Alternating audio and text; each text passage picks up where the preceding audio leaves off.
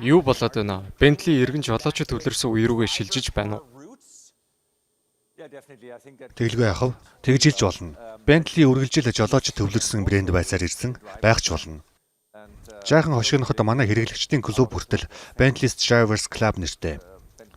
Тиймээс энэ нэрийг хадгалахын тулд үүнд тохирсон бүтээгдэхүүн байх хэрэгтэй, тийм үү? Хэрэглэгч манай машиныг унаад жолооны хүрдний ардах тэр гайхамшигтай мэдрэмжийг мэдрэх нь өөрөө манай брэндэд маш их хэрэгтэй. Бүтээгдэхүүний гол зүм гэж хэлж болно. Олон жил л ийм байлаа. Харин үүнийг дараагийн шатанд хүргэх хэрэгтэй юм байна гэж ярилцсан. Шин загвараа хөгжүүлж бодит болгох маш гайхалтай байсан шүү.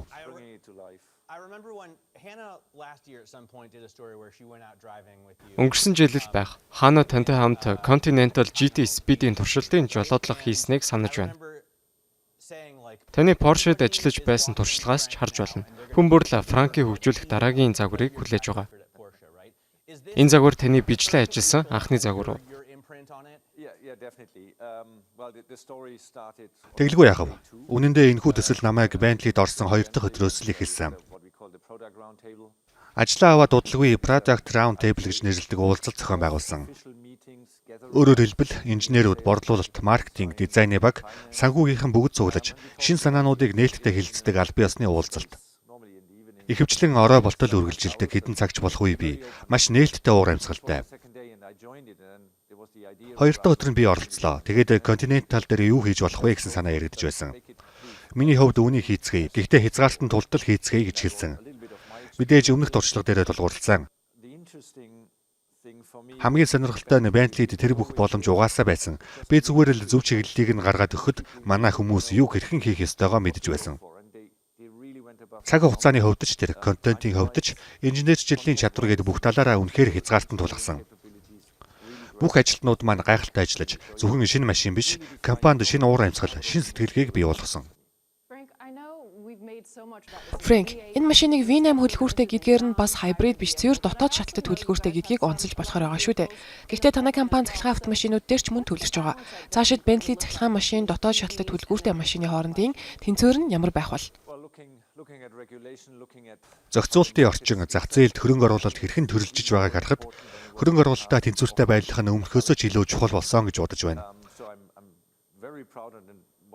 Бидний дараагийн үеийн Bentley-г удахгүй танилцуулах гэж байгаагаараа маш их бахархаж байна.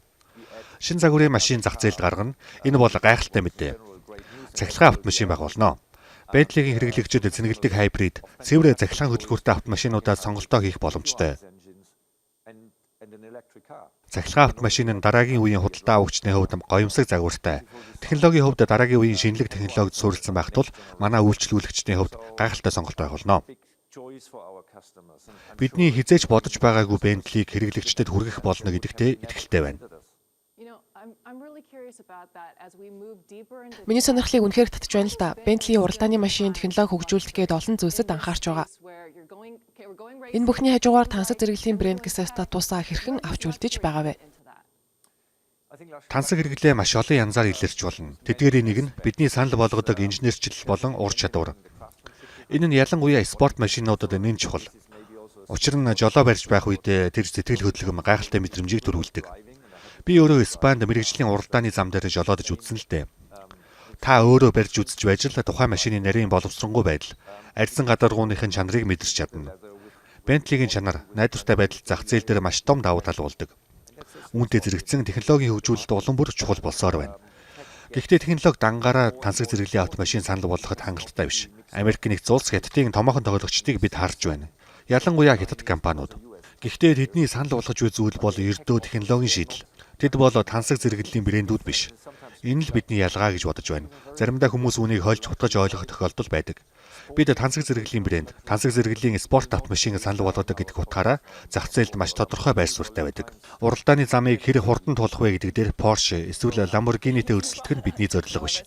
Bentley бол дараагийн түвшний илүү боловсрч гүйцсэн хэрэглэгчд зориулагдсан брэнд. Танах үйлдвэрлэлийнхаа дийлэн хэсгийг угсарч байгаа англи руу төв офсоо шилжүүлэхээр болсон. Ford-ийн гүйцэтгэх захирал хэдэн мянган механикчийн сул ажлын байр байгаа ч ажиллах хүн олдохгүй байна гэж хэлж байсан. Мэдээж хэрэг Америк, Англи гэсэн хоёр өөр газар ажиллаж байгаа хүмүүсийн хувьд нөхцөл байдал ялгаатай ч Их Британд эдгээр машинуудыг угсархад шаардлагатай урд чадвартай ажиллах хүчийг олоход хэр их сорилт тулгарч байна вэ? Манай үйл ажиллагаа маш сайн байгаа. Бид Их Британийн шилдэг ажил олгогчдын нэг гэдгээрээ хүлээн зөвшөөрөгдсөн. Одоо ч гэсэн манайд ажиллах хүсэлтэй маш олон хүмүүс бий. Ажилтнуудтай ажиллах хүчиндээ үнэхээр сайн зүйл санал болгож чаддгаа гэж бодож байна.